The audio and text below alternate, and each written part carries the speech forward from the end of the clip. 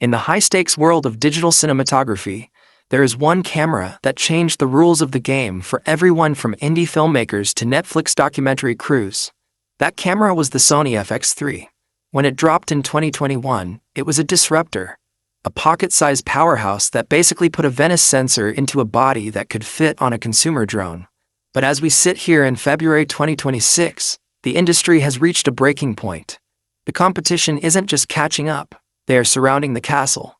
Canon C50 and the latest RED acquisitions by Nikon have turned the compact cinema market into a battlefield.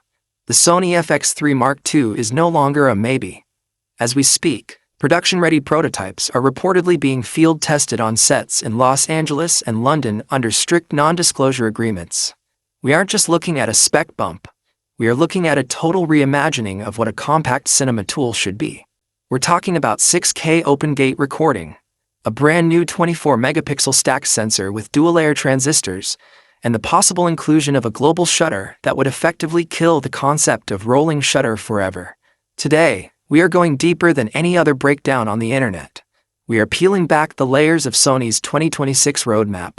We'll discuss why the FX3 II might skip 8K to prioritize clean 6K, how the new AI processing unit is going to revolutionize solo shooting, and why the triple native ISO leak is the most important piece of news for low-light filmmakers in a decade. If you are a DP, a wedding filmmaker, or a content creator thinking about your next big kit investment, stop everything.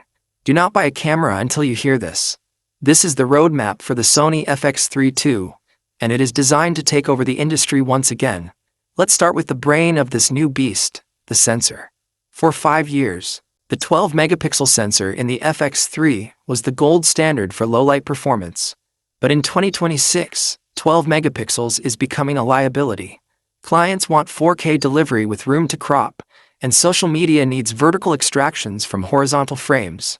The FX3 II is rumored to feature a brand new 24.2-megapixel fully stacked CMOS sensor. This is the sweet spot. It's enough resolution to give you a pristine 6K image, which oversamples down to the sharpest 4K you've ever seen.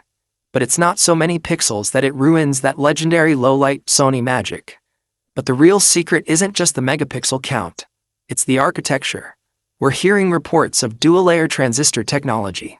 In simple terms, this separates the photodiodes from the transistors, nearly doubling the light-gathering capability of each pixel.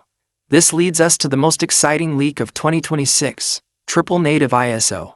Imagine having a clean base at ISO 800, a secondary stage at 4000, and a midnight stage at a staggering 25,600.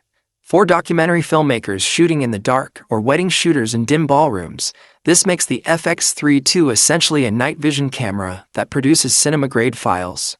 Now let's talk about the open gate revolution. If you've been following the industry, you know that Arri and Panasonic have long offered open gate, the ability to record using the full 3:2 height of the sensor. For years, Sony users have been begging for this. The FX3 II is reportedly going to be the first compact Sony to offer 6K open gate at 60 frames per